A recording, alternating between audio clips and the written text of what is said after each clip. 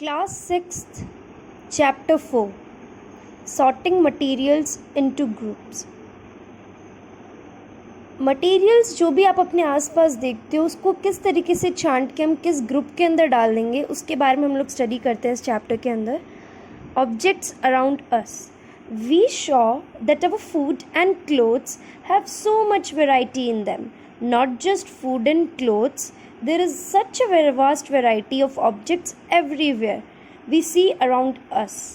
A chair, a bullock cart, a cycle, cooking utensils, books, clothes, toys, water, stones and many other objects. All these objects have different shapes, color and uses. आप लोग देखते हो कि आप जो भी खाना खाते हो, चाहे क्लोथ्स देखते हो, आप उसमें डिफरेंट वैरायटी देखते हो. बहुत सारी वैरायटी मिलती है आपको. अगर आप खाना भी खा रहे हो तो आपको अलग अलग विभिन्न प्रकार के खाने देखने को मिलेंगे. एंड अगर आसपास आप देखोगे तो ऑब्जेक्ट्स भी क्या है, बहुत डिफरेंट उनकी वैरायटी बहुत सारी है. जैसे कि अगर आप देखते हो, अगर आप चेयर लेते हो तो आपको चेयर की भी बहुत सारी वैरायटी मिलती है. बुल्लोक कार्ट हो गया, साइकिल हो गई, कुकिंग यूटेंसिल्स, इनके भी बहुत सारे तरह के आपको बर्तन मिलेंगे. एंड उसके अलावा बुक्स हो गई तो वो अलग अलग बुक्स होगी. कोई कॉमर्स की हो जाएगी, कोई साइंस की हो जाएगी, कोई इंग्लिश की हो जाएगी, ऐसे अलग अलग बुक्स हो गई. ठीक है. क्लोथ्स हो गए, टॉयज़ हो गए, वाटर हो गया, stones and many other objects. तो इन सब के शेप, कलर और यूज़ इन सब के अलग है. अगर आप देखोगे तो आप इनको अलग अलग प्रकार से यूज़ करते हो. ठीक है. जैसे कि वाटर आप पीने के लिए यूज़ करते हो, फूड है आप खाने के लिए यूज़ करते हो. ओके. टॉयज़ है आप खेलने के लिए यूज़ करते हो. उनकी शेप भी डिफरेंट होती है. Okay. Next, look around and identify objects that are round in shape. Our list may include a rubber ball, a football, a glass marble if we include objects that are nearly round. Our list could also include objects like apples, oranges, and an earthen pitcher. Suppose we are looking for objects that are edible. We might include all the items that we are listed in table 1.1, 1.2 and 1.3 in chapter 1. We might also find that some of these round shaped objects we just listed out are also in this group. अगर आप अपने आसपास अगर कोई कहे आपको कि आप आइडेंटिफाई करो उन चीज़ों को जो राउंड हो शेप में. ठीक है. जैसे कि आप देख सकते हो, जैसे रबर बॉल हो गई, फुटबॉल हो गई, या कोई ग्लास का मार्बल हो गया. अगर आप देखोगे तो उनकी लिस्ट आप इजीली बता सकते हो कि कौन सी राउंड है कौन सी नहीं है. जैसे कि अगर आपको खाने पीने के ऑब्जेक्ट्स में भी करना है तो एप्पल, ऑरेंजेस राउंड हो जाएंगे. और जो घड़ा आपके घर में उसकी शेप भी आप देख सकते हो. सपोज अगर सिर्फ एडिबल सब्सटेंसेस की अगर आपको कहा जाए, उनको देख के अगर आप उनको इंक्लूड करो, जैसे हम लोगों ने चैप्टर 1 में किया था, टेबल में हम लोगों ने उनको डिवाइड कर दिया था. ठीक है. तो हम लोग टेबल्स में हम लोग देख सकते हैं पीछे. And we might also find that some, ये कुछ चीज़ें राउंड होगी एंड कुछ चीज़ों की शेप्स डिफरेंट होगी. Let us say we wish to make a group of objects that are made of plastic, buckets, lunch boxes, toys, water containers, pipes and many such objects may find a place in this group. And there are so many ways to group objects. In the above examples, we have grouped objects on the basis of their shape or the materials they are made from. देखो, अगर आपको ऐसा कहा जाए कि आपको कुछ group के अंदर डालना है जो प्लास्टिक से बनी हुई जो चीज़ें हैं उनको, जैसे कि बकेट हो गया, आपका लंच बॉक्स हो गया, टॉयज़ हो गए, खिलौने हो गए, कुछ वाटर कंटेनर्स हो गए जिसमें आप पानी डालते हो या जिसके अंदर पानी डाल सकते हैं हम लोग, पाइप्स हो गई. ऐसे बहुत से ऑब्जेक्ट्स हैं. तो आप उनको किस ग्रुप में डालोगे? इस प्लास्टिक के ग्रुप में डालोगे. ओके. ऐसे ही और भी बहुत सारे ऑब्जेक्ट्स होते हैं जिनको हम लोग अलग अलग तरीके से अलग अलग ग्रुप के अंदर डाल देते हैं उनकी शेप के अकॉर्डिंग, या वो किस प्रकार के मटीरियल से मिलकर वो बना हुआ है. ठीक है. All objects around us are made of one और मोर मटीरियल्स. अगर आप देखोगी तो सारे ऑब्जेक्ट्स जो आपके आसपास है वो अलग अलग मटीरियल से बने हुए होते हैं. ठीक है. दीज मटीरियल्स में भी कोई ग्लास का बना होगा, कोई मेटल, कोई प्लास्टिक, कोई वुड, कोई कॉटन, कोई पेपर, कोई मड और soil. Can you think of more examples of materials? क्या आप इससे ज़्यादा एग्जाम्पल्स आप बता सकते हो? येस, यू कैन ईजीली से. Okay.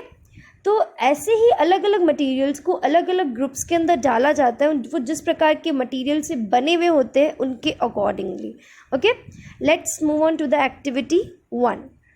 Late us collect as many objects as possible from around us. Each of us could get some everyday objects from the home and could also collect some objects from the classroom or from the outside the school. What we have in our collection, अगर आपको ऐसा कहा जाए कि आपको कुछ अपने आसपास की जो चीज़ें जो आपको मिल सकती है वैसे कुछ ऑब्जेक्ट्स को आपको उठाना है, अलग अलग ऑब्जेक्ट्स को, और उन सारे ऑब्जेक्ट्स को कलेक्ट करना है. आप अपने घर से भी कलेक्ट कर सकते हो या इवन अगर आप अपने क्लासरूम से भी कलेक्ट कर सकते हो या फिर स्कूल के बाहर से भी कलेक्ट कर सकते हो. जैसे कुछ आपने कलेक्ट किया तो उनके नाम है इधर chalk, pencil, notebook, rubber, duster, hammer, nail, soap, spoke of a wheel, bat, okay, matchbox, salt, potato. We can also list objects that we can think of but cannot bring to the classroom.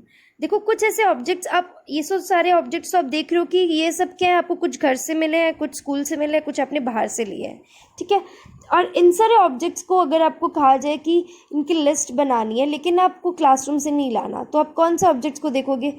Wall हो गई, trees हो गई, doors हो गई, tractor हो गई, road हो गई. इनको आप बाहर से अंदर तो नहीं लेकर आ सकते, ठीक है. अब उन ऑब्जेक्ट्स को separate all objects from this collection that are made from paper और wood. This way we have divided all the objects into 2 group. अगर आपको ऐसा कहा जाए कि आपको पेपर और वुड के ऑब्जेक्ट्स को कलेक्शन को सारों अलग अलग कर देना है, ठीक है. One group has the objects that are made of paper और wood while the other group have the objects that are not made of these material. एक में तो क्या है, पेपर एंड वुड वाला सब मटेरियल के बने हुए ऑब्जेक्ट्स को एक ग्रुप में डाल दो, दूसरे ग्रुप में जो उनसे नहीं बने हुए हैं.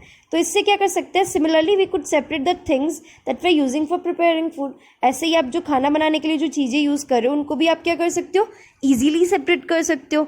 Let us be a little more systematic. List all objects collected in table 4.1.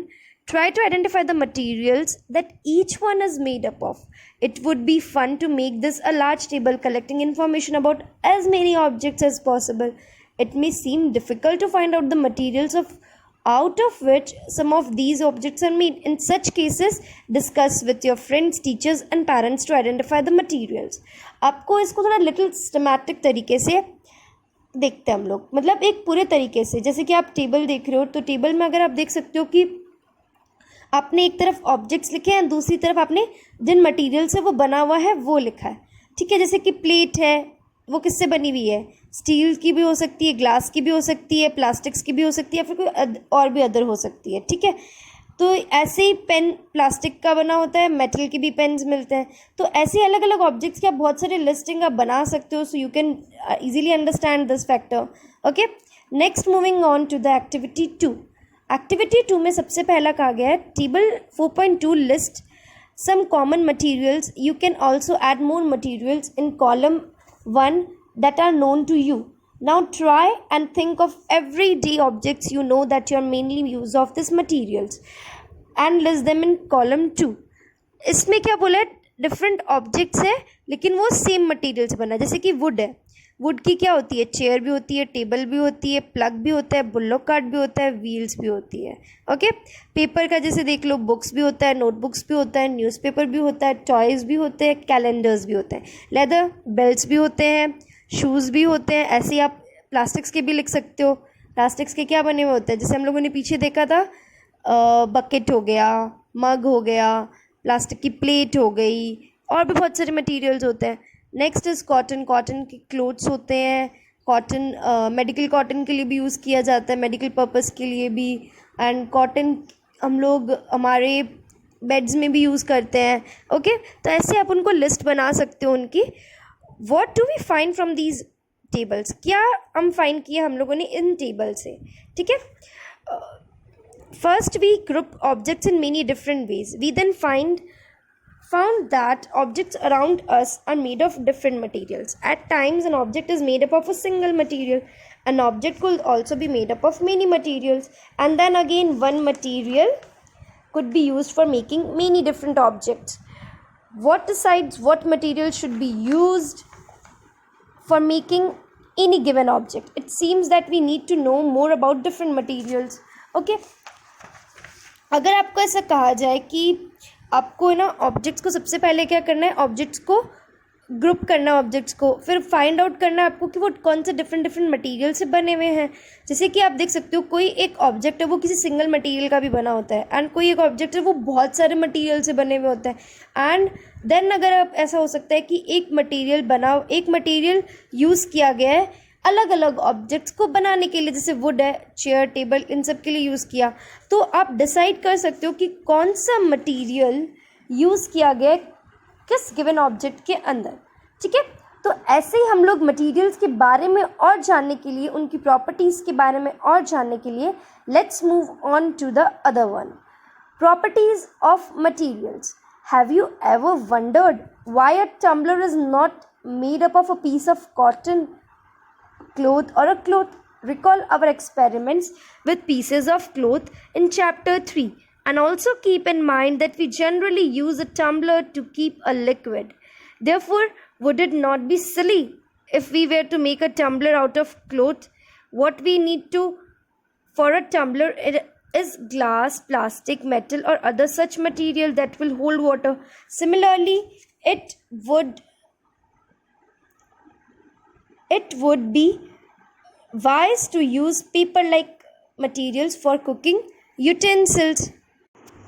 क्या आपने कभी ऐसा सोचा है टम्बलर मतलब ग्लास, कि ग्लास किसी क्लोथ से क्यों नहीं बनी हुई होती, किस क्लोथ के टुकड़े से क्यों नहीं बनी हुई होती? ऐसे ही रिकॉल करो अपने एक्सपेरिमेंट्स को जो अपने चैप्टर 3 में देखे थे। चैप्टर 3 में हमने देखा था कि पीसेस ऑफ कॉटन क्या होते हैं, वो उसके बारे में हम लोगों ने नॉर्मली पढ़ा था उसके अंदर। ठीक है, उनकी बातों को याद रख के अब सोचो कि क्या टम्बलर हम बना सकते हैं लिक्विड को स्टोर करने के लिए या लिक्विड को उसके अंदर रखने के लिए?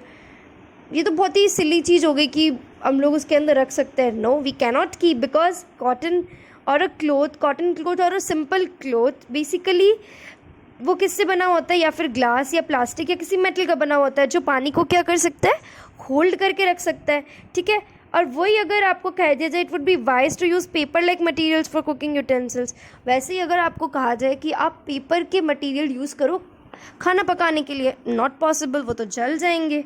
We see then that we choose a material to make an object depending on its property and the purpose for which the object is to be used. So what are all these properties of materials that would be important for the usage? Some properties are discussed here. अगर आपको same ऐसे ही कुछ कह दूँ मैं कि आपको कुछ चूज़ करना है ऐसे मटेरियल्स, उनकी प्रॉपर्टीज़ को देखते हुए या फिर किस ऑब्जेक्ट से वो बने हुए हैं उनको पर्पस को देखते हुए आप प्रॉपर्टीज़ को किस अकॉर्डिंगली डिवाइड करोगे, तो उनके यूसेज के बारे में भी हमें जानने की बहुत ज़रूरी है। क्योंकि अगर हमें प्रॉपर्टीज़ पता चल जाएगी सबकी, तो हम उनके किस प्रकार से हम उनको यूज़ कर सकते हैं उनके बारे में हम लोग जान जाएंगे। So let's move on to the properties of the materials.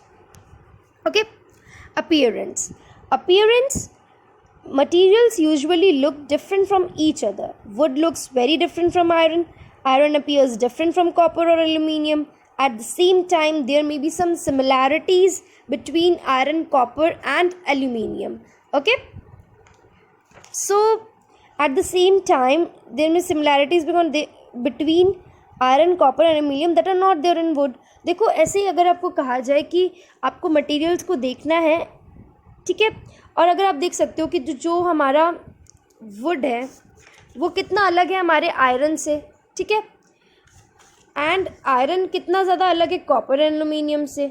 उसी समय में अगर सिमिलैरिटीज़ कहा जाए कि आयरन, कॉपर, एल्यूमिनियम में सिमिलैरिटीज़ है कि वो मेटल है, but they are not there in wood, जो वुड के अंदर नहीं होते। That means clearly it indicates कि जो हमारा वुड है वो कितना अलग है, एंड जो आयरन, एल्यूमिनियम, कॉपर है वो भी एक दूसरे से कितने अलग है, कितने भिन्न है। Okay, next move on to the activity 3. Collect small pictures of different materials, paper, cardboard, wood, copper wire, aluminium sheet, chalk. Do any of these appear shiny? Separate the shiny materials into a group. Now observe as the teacher cut each material into 2 pieces and look at the freshly cut surface. What to do you notice? Does the freshly cut surface of some materials appear shiny? Include these objects also in the group of shiny materials. Do you notice such a shine or luster in the other materials? Cut them any way as you can. Repeat this in the class with as many materials as possible and make a list of those with or without luster.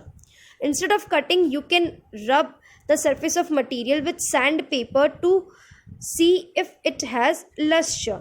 Okay, देखो, अगर आपको क्या करना है, कुछ small pieces collect करने, paper के, cardboard के, वुड के, कॉपर वायर के, एल्यूमिनियम शीट के या चॉक के, इनमें से कोई भी जो कट कर सकते हो जो आपको लगता है कि जो जिसमें चमक होगी, ठीक है। एंड जो जिसमें चमक है उनको एक ग्रुप के अंदर सेपरेटली रख दो, ठीक है। अगर आप ऐसे देख सकते हो कि सपोज आपको कहा जाए कि आपको मटेरियल्स को कट करना है, ठीक है, जो उनमें लस्टर है, जिनमें शाइन है, ओके। एंड आप क्या नोटिस करोगे, जो फ्रेशली कट सरफेस है वो कितनी ज़्यादा शाइनी, जैसे आप देखते हो कि आयरन जब चमकता है, जैसे लोहा जब चमकता है तो वो कितना ज़्यादा शाइनी लगता है, ठीक है। सो वैसे ही अगर आप नोटिस कर सकते हो कि जो आपको दिखता है, जिस अकॉर्डिंगली उसकी अपीयरेंस है, जिस अकॉर्डिंगली वो दिख रहा है, उसमें क्या चमक है, अगर आप उसको कट करते हो तो ऐसी चीज़ें आप कट करते हो जिसमें चमक होती है। एंड अगर आप उसको रब करते हो इंस्टेड ऑफ कटिंग, सपोज अगर कहा जाए आपको कि कट नहीं करना आपको कोई चीज़ को, एंड आपको सिर्फ रब करना है, ठीक है, तो उससे भी क्या हो सकता है, उसमें लस्टर आ सकता है। दैट क्लियरली मीन्स कि व्हेन एनी पर्टिकुलर ऑब्जेक्ट जिनके अंदर शाइन होती है, अगर उनको कट किया जाए या फिर उनको रब किया जाए सैंड पेपर से, तो वो क्या करते हैं, एक चमक शो करते हैं। सो जो चमक शो करते हैं वो क्लियरली हमें पता चल जाती है कि this is basically about the luster, that is the shiny texture of a particular metal or a particular shiny surface of any material, okay. Materials that have such luster are usually metal, iron, copper, aluminium and gold are examples of materials. Some metals often lose their shine and appear dull because of the action of air and moisture on them. We therefore notice the luster only on their freshly cut surface when you visit an ironsmith or a workshop. Look out for freshly cut surface of metal rods to see if they have luster. आप लोगों ने normally देखा होगा कि जो material जिनमें चमक होती है या जिनमें लस्टर होता है, उनमें क्या होता है, वो यूजुअली हम लोग किसकी देखते हैं, मेटल्स की, जैसे कि आयरन हो गया, कॉपर हो गया, एल्यूमिनियम हो गया, गोल्ड हो गया, ये एग्जांपल्स हो सकते हैं मेटल्स के। एंड कुछ मेटल्स ऐसे होते हैं जिनमें कोई चमक नहीं होती एंड वो हमें डल से लगते हैं, वो किसी एयर या मॉइस्चर उनके अंदर, बिकॉज उनके अंदर किसी एयर मॉइस्चर की वजह से वो डल से दिखते हैं। सो देयरफॉर जिनके अंदर लस्टर नहीं है, जिसके अंदर शाइन नहीं है, या फिर शाइन तभी आती है जब उनको फ्रेशली कट किया जाता है। तो ये सब चीज़ें आप कहाँ पे देखते हो, अगर आप सपोज़ आप कोई लोहार की शॉप में गए हो, दैट इज़ आयरन स्मिथ की शॉप में गए हो, आयरन स्मिथ वाले के पास, तो आप देखोगे कि उसके अंदर कितनी अच्छी शाइन है उनके मेटल्स के, ठीक है। एंड अगर आप अपने आसपास देखते हो कुछ मेटल रॉड्स है जो उनके अंदर शाइन बहुत अच्छी होती है एंड कुछ के अंदर शाइन नहीं होती, that means freshly cut surface of the metal rods seems to have a very good shine, okay. So अभी हम लोग इस वीडियो के अंदर इतना ही पढ़ेंगे पार्ट 1 के अंदर। नेक्स्ट के अंदर हम लोग पढ़ेंगे अबाउट द हार्डनेस, ओके।